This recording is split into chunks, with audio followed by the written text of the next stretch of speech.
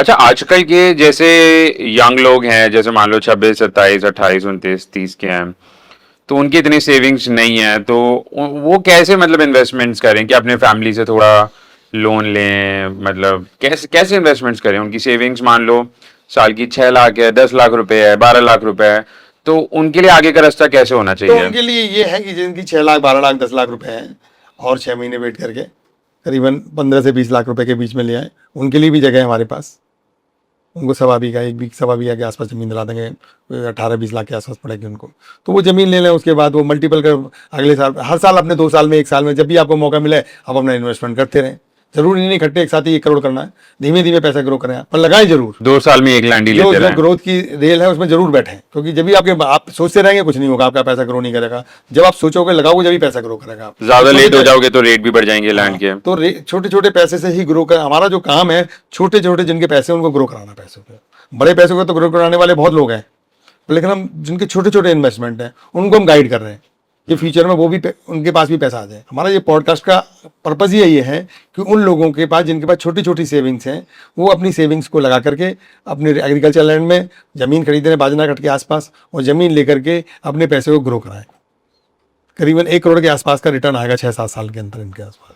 तो एक अच्छा हैंडसम अमाउंट है ये। और जब ये ठीक है, 26, 27 यंग लोग भी इन्वेस्ट कर सकते हैं, और जिनके पास काफी सारा कैपिटल है उन्हें आप क्या सजेस्ट करते हो? जैसे जिनके पास 1, 2, 3 करोड़ रुपए लगाने को है, आप उन्हें क्या सजेस्ट करते हो? भाई उनके पास अपना पूरा एक सिस्टम है, उनका अपना नेटवर्क है। जब उन्होंने पैसा ग्रो किया है तो कहीं ना कहीं नेटवर्क होगा।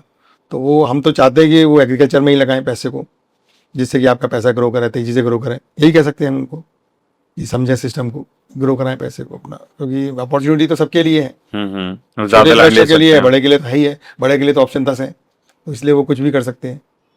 पर लेकिन उनको सजेशन यही है कि वो अपनी बड़े स्केल पे देखें ज़मीनों को। पर एक चीज ये भी है, अगर किसी कोई हम पे आता है, यूजुअली बोलता है 10 बीघा 15 बीघा चाहिए, हम पे होता ही नहीं अवेलेबल, हम पे होते ही छोटे छोटे अवेलेबल होते हैं। एक तो बड़ी ज़मीन महंगी होती है कंपेरेटिवली। हम्म। छोटी ज़मीनें जो होती हैं 2 बीघे 3 बीघे, किसान अपनी ज़रूरत के हिसाब से बेचता है। जो ज़रूरत होगी तो वो तुरंत बेचना होता है उसको। जो बड़ी ज़मीन होती है उसको बेचना नहीं होता, उसने रेट लगा दिया, भाई इस रेट में मिलेगा तो मैं बेचूंगा, नहीं तो भाई बड़ा किसान होता है, उसको कोई कहीं बिजनेस करना है इसलिए बेचेगा, कहीं ज़मीन दूसरी जगह लेनी इसलिए बेचेगा वो, तो फिर वो अपने रेट पे बेचता है। वो थोड़ी कंपेरेटिवली महंगी होती है। तो बेहतर है कि बड़ी ज़मीन में भी फ़ायदा है, उनका चंक एक ही जगह हो जाता है, उन्हें छोटे छोटे टुकड़ों में ज़मीन नहीं खरीदनी पड़ती, इकट्ठी एक जगह ही ज़मीन मिल जाती है उनको। ये एडवांटेज रहता है हमेशा। ठीक है, काफी इंसाइटफुल है, काफी सारे अच्छी इंफॉर्मेशन है। होपफुली व्यूअर्स को भी अच्छी लगेगी।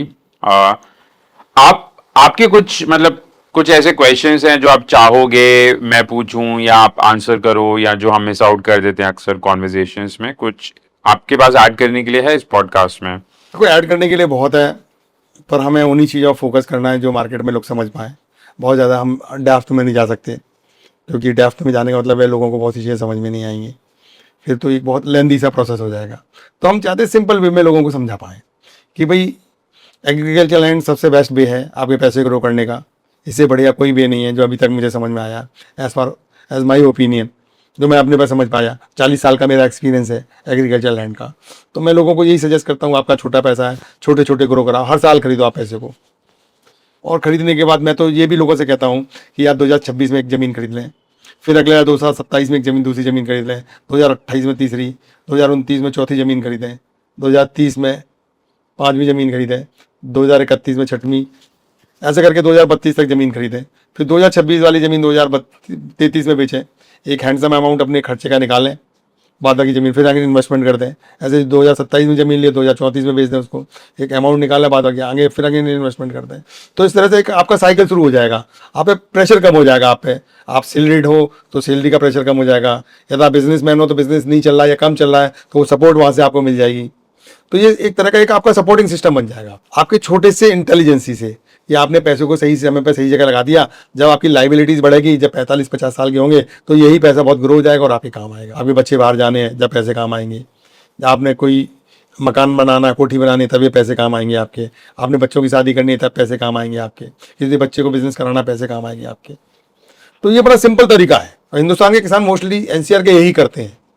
जिसकी वजह से उनके आसपास पैसा है आजकल बहुत। सारे किसानों पर तो नहीं, लेकिन आप 60% किसानों पर अच्छा खासा पैसा है। आजकल किसानों पे शहर वालों से ज्यादा पैसा है। हाँ, ये मैं लोगों से कहता हूँ कि आज की डेट में लोगों पे एक कोठी होगी, एक मकान हो, एक एक एक कोठी भी दुकान बहुत होगी, कम होती है। एक दुकान में मैक्सिमम साइज बता रहा हूँ, एक कोठी होगी, एक मकान दुकान होगी और एक छोटा गोडाउन होगा, ठीक है ना।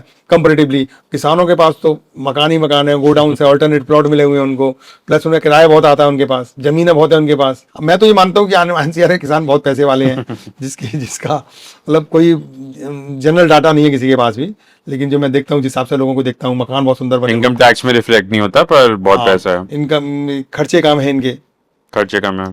गाड़ियाँ बड़ी बड़ी हैं सबके पास, बड़े बड़े मकान बनाए हुए हैं। हम तो 100 गज 200 गज 400 गज बनाना सोचते हैं, वो हजार गज में मकान बना लेते हैं, और बड़े बड़े अहाते होते हैं उनके ज़मीनों के, तो गोडाउंस को देते हैं, किराए पे देते हैं। तो अल्टीमेटली तो उनमें बहुत पैसा है। तो अगर आप भी पैसा वाले बनना चाहते हो तो आप भी किसान बनो एनसीआर में। कैसे बनोगे वो हमसे पूछो, हम बताएंगे आपको, हमारे पास प्लान है उसका। हम बैठे इसलिए हैं कि हम अपनी 40 साल के एक्सपीरियंस को आप लोगों के साथ लगाएं, आपको गाइडेंस करें, जिससे आप एक अपनी ज़िंदगी को एक अच्छी एक लाइफ स्टाइल बना पाएँ आप।